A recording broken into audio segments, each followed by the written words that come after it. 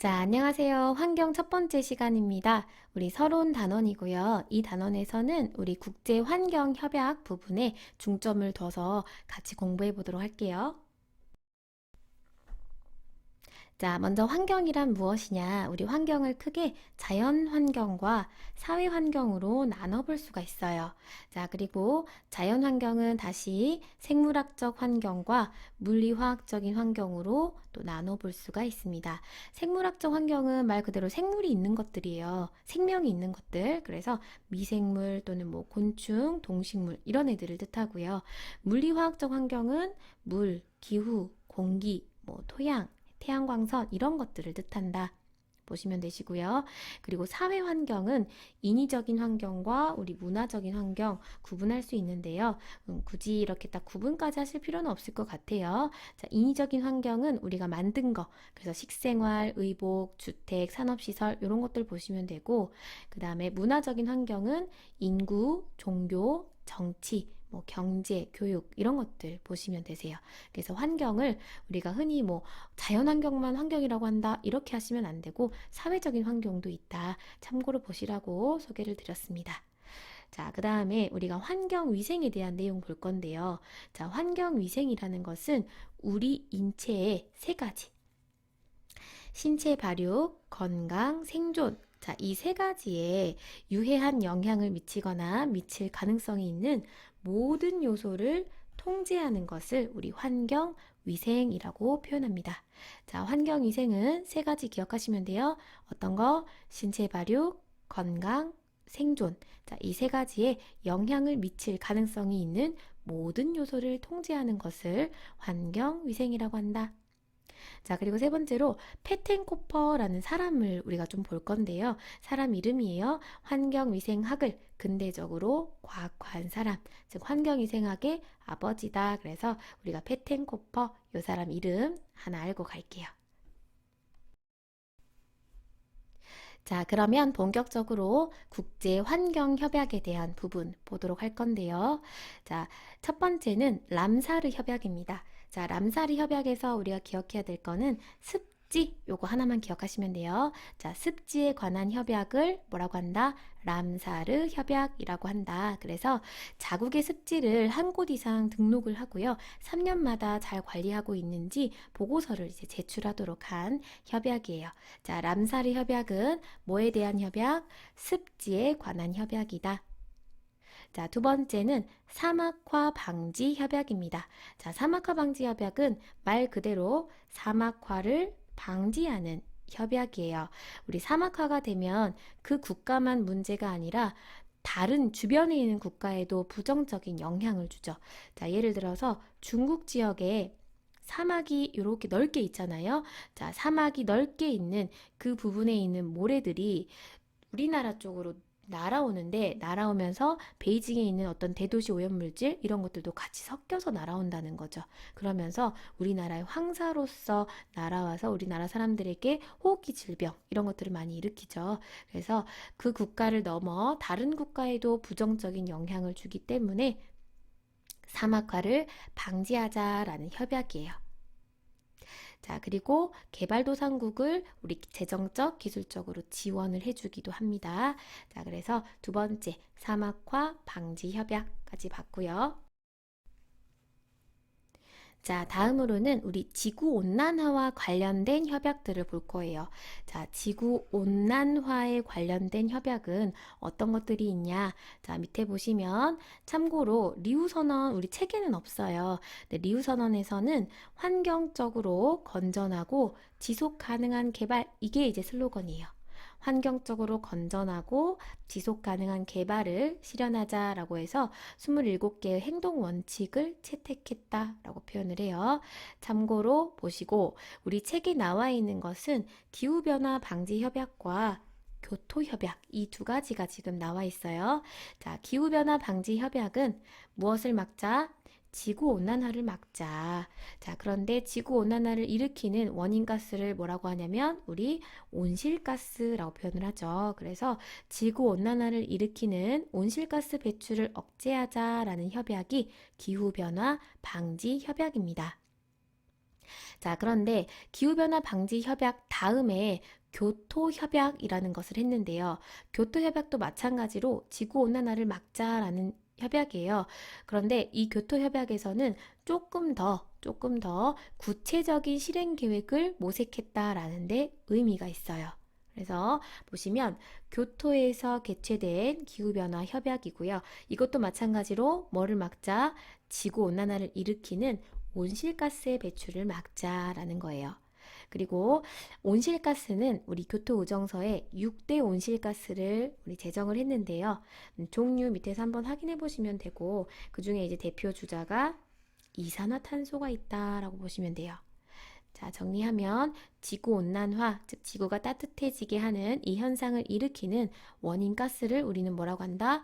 온실가스라고 표현을 하고, 그 온실가스의 대표 주자가 누구다? 이산화탄소다라고 정리하시면 되세요. 자, 그리고 교토협약은 기후변화 방지협약 그 다음에 구체적인 실행 계획을 모색했다라는 부분에서 의미가 있다라고 표현을 해요. 그래서 구체적인 실행 계획으로 배출량을 줄이지 않는 국가는 무역에서 불이익을 준다든지 또는 온실가스 배출 상품권 이런 제도를 마련을 했고요. 그리고 선진국과 개발도상국의 대립을 적절히 조절했다라는 것에서 의미가 있다라고 표현을 해요. 자, 이 교토 협약은요, 언제까지 적용이 됐던 거냐면 2020년까지 적용됐던 협약이에요. 그러면 2021년 이후로는 어떤 협약이 적용됐냐? 자, 파리 협정이에요. 그래서 21년 이후로는 누가 적용이 됐다? 파리 협정이 적용이 됐다. 그래서 순서로 보시면 기후변화 방지 협약이 가장 먼저였고요. 그 다음이 교토 협약, 그 다음이 파리 협정 이렇게 보시면 돼요. 네, 다 맥락은 같다. 자, 누구를 막자는 협약이에요? 지구 온난화를 막자라는 협약이에요. 그리고 이 표에 정리된 거 외에도 위쪽 보시면 괄호 안에 지금 리우 선언, 그 다음에 발리 로드맵, 코펜하겐 협정 이런 것들도 지구온난화를 막자라는 협약이라는 거 참고로 보시면 되세요. 우리 책에는 지금 리우 선언과 발리 로드맵, 코펜하겐 협정 이 부분은 빠져 있다. 참고로 말씀드릴게요. 자, 다음 협약 넘어가서 계속해서 보도록 할게요. 자, 6번째 협약은 바젤 협약입니다. 자, 바젤 협약은 폐기물의 수출입을 규제한 협약이에요. 자, 예를 들어서 폐기물을 돈 많은 나라, 선진국들에서 우리 후진국들에 갖다 버리면서 내가 이거 처리해주면 돈 줄게 라고 돈을 주는 거죠. 그런데 실질적으로 후진국들은 그 폐기물을 처리할 기술이 없을 수도 있잖아요. 그렇기 때문에 환경오염은 더더욱 심해지겠죠. 그래서 자기 나라의 폐기물은 자기 나라에서 처리를 하렴 이렇게 해서 만들어진 협약이 바젤 협약입니다. 그래서 폐기물의 수출입 규제하는 협약을 뭐라고 한다? 바젤 협약. 그 다음에 7번째는 런던 협약인데요. 런던 협약은 해양 오염을 방지하자라는 협약이에요. 그래서 해양 환경의 중요성 이런 것들을 인식한 협약이고요. 모든 폐기물의 해상 투기를 금지하는 협약입니다. 자, 폐기물이란 말 나왔을 때 서로 수출입하지 마라 이런 협약은 바젤 협약이고요. 폐기물을 해상 투기하지 말아라 라고 하면 런던 협약입니다. 그래서 폐기물만으로 답 찾지 않도록 주의하시고요. 폐기물을 나라 간에 사고팔고 안 된다 그러면 바젤 협약. 폐기물을 해상에 투기하면 안 된다 그러면 런던 협약 이렇게 보시면 되세요. 자, 그 다음으로 우리 8번째 비엔나 협약 볼 건데요. 비엔나 협약과 몬트리올 협약은 제가 이렇게 색깔 표시를 다 따로 해놨어요. 자, 두 가지 다 오존층을 보호하자라는 협약이에요. 자, 둘 다 무엇을 보존하자? 오존층을 보존하자라는 협약이고요. 자, 그리고 몬트리올 협약 같은 경우는 오존층을 보호하자라는 것에서 이 오존층 파괴 물질인 누구를 규제하자라고 한 협약이냐면 염화불화탄소 이것의 생산과 사용을 규제하자라고 한 협약이에요. 그래서 염화불화탄소가 우리가 냉장고나 에어컨에 냉매제로 많이 쓰였던 물질이래요. 그래서 이것으로 만들어진 냉장고나 에어컨은 수입하지도 말자. 생산도 하지 말자. 요렇게 한 협약이 몬트리올 협약이다라는 거 보시면 돼요.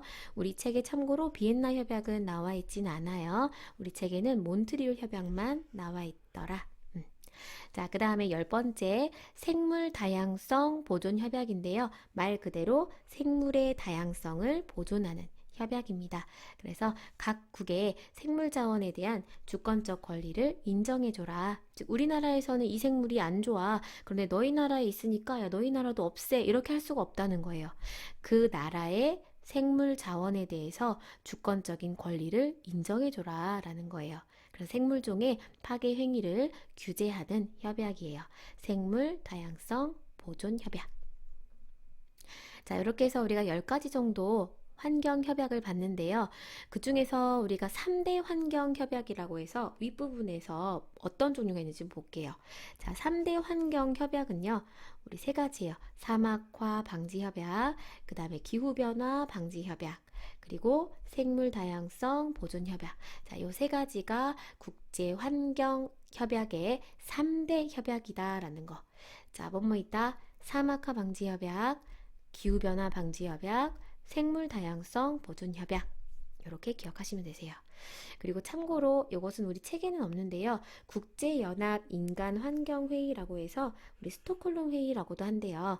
여기에서 슬로건 단 하나뿐인 지구라는 슬로건이 채택된 회의라고 합니다. 참고로만 보시고요. 우리 넘어가서 문제 풀이 하도록 할게요.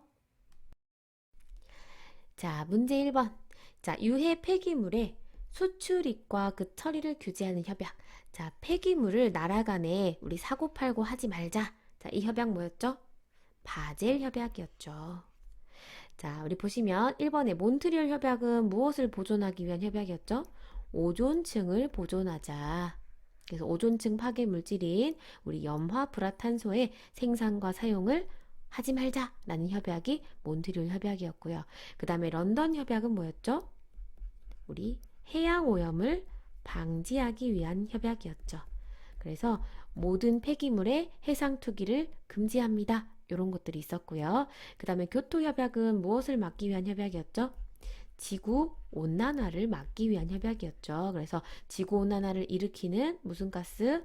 온실가스의 배출량을 줄이자라는 협약. 그리고 구체적인 실행 방안을 모색했다라는 부분에서 우리 의미가 있다라는 거 있었죠. 그 다음에 5번째 람사르 협약은 뭐에 대한 협약이었죠? 습지 기억하자고 그랬어요. 람사르 하면 무엇? 습지 기억하시면 돼요. 자, 그 다음 문제 2번. 자, 3대 환경 협약이 올바르게 짝지어진 것은 자, 보시면 기후변화 방지 협약, 그리고 생물 다양성 보존 협약, 그리고 사막화 방지 협약. 요렇게 세 가지죠. 그래서 4번이 답이 됩니다. 자, 3대 환경협약 한 번 더 우리가 짚어보려고 문제 지금 내놨고요. 우리 이번 시간 마무리하도록 하겠습니다. 자, 고생하셨습니다.